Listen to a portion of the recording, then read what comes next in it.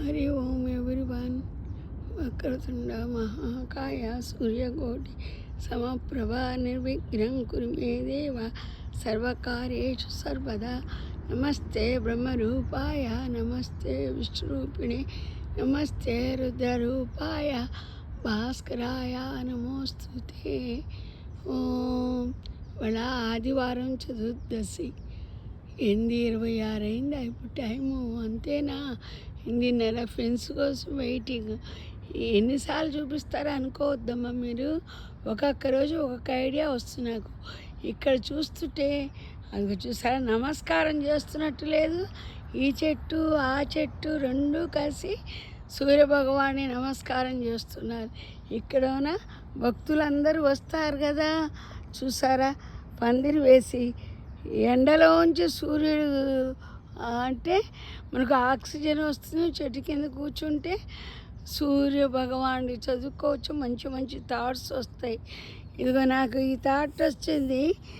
ఇది చూసారా, వైర్ తోటి అదే ఊలుతోటి ఉంగరం అల్లాను. మధ్యలో ఇక్కడ ఇక్కడ ఇక్కడ అన్నీ కూడా బిళ్ళలు అతికిచ్చామనుకో, మెరుపు బిళ్ళలో బొట్టు బిళ్ళలో ఎంచక్క రింగు బాగుంటుంది. చిన్న చిన్న బ్యాగులు అల్లాను. ఎందుకంటే బొమ్మలు కొలువు పెట్టుకున్నప్పుడు వాళ్ళకి ఇద్దాం. చిన్నపిల్లలు నిన్న గుళ్ళోకి వెళ్ళానమాట. అయితే గుళ్ళో వీడియో తీయకూడదు కదా. నేను హనుమాన్ చాలీసా, సుందరకాండ అవి చదువుకుంటున్నాను. వచ్చే 3 పిల్లలమ్మా, ఎంత చిన్న పిల్లలు. ఎక్కడున్నా, ఇండియాలో ఉన్నా అమెరికాలో ఉన్నా మన సంప్రదాయం మర్చిపోరు అన్నమాట.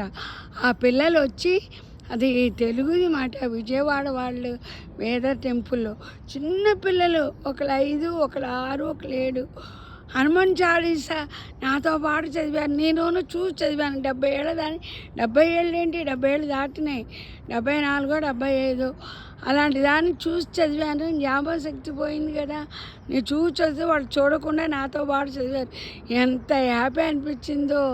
అలాంటివి చూస్తుంటే మనసు ఎంత ఆనందంగా ఉంటుందో. చూసారా, అదోనా అటు పక్కన పందిరి వేసినట్టు కనబడుతుంది మనం అక్కడ నుంచుంటే. ఇటు పక్క చూసారా ఎలా ఉందో. 2 నమస్కారాలు పెడుతున్న చెట్లు అటు ఇటు ఉండి. నాకు ఈ పార్క్ అంటే ఎంత ఇష్టమో. ఎంత దూరమైనా సరే అన్ని పార్కులు ఇక్కడ ఉంటాయి. దగ్గర దగ్గరే బోలెడు పార్కులు ఉంటాయి.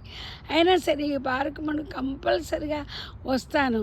ఎందుకంటే నడుస్తాం కదా. నడిచిన 5 కిలోమీటర్లు నడిచినట్టు ఉండదు. దగ్గర దగ్గర ఇండియా మార్కెట్ వాళ్ళు ఇటు పక్క వస్తారు, ఇటు పార్క్ వాళ్ళు అటుపక్క వెళ్తారు. అక్కడ గ్రేట్ మాల్ ఉంది. గ్రేట్ మాల్ లాగా నడుస్తాం.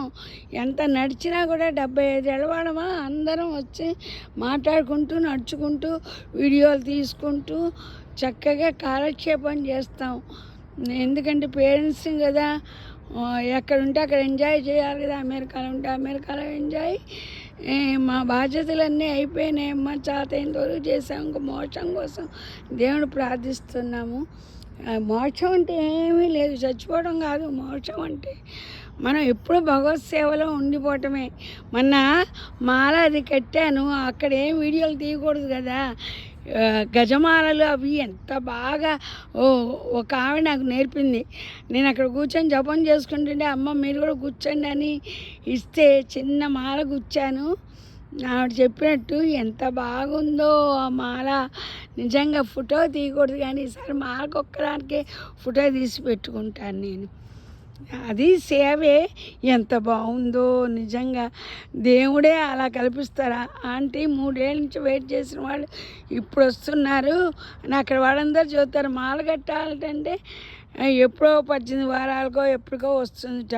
వాళ్ళందరూ ఆ పిల్లలందరూ కడుతుంటే, పిల్లలు కదా వాళ్ళు కట్టుకొని అని చెప్పి నేను జపం చేసుకుంటూ కూర్చుంటే వాళ్ళు ఏం చేశారు, ఆవిడ గురువుగారు నన్ను కూడా కట్టు అమ్మ మీరు కూడా అన్నారు. చిన్నపిల్లలు కదా అని చెప్పి వాళ్ళు నేనేం అడగల.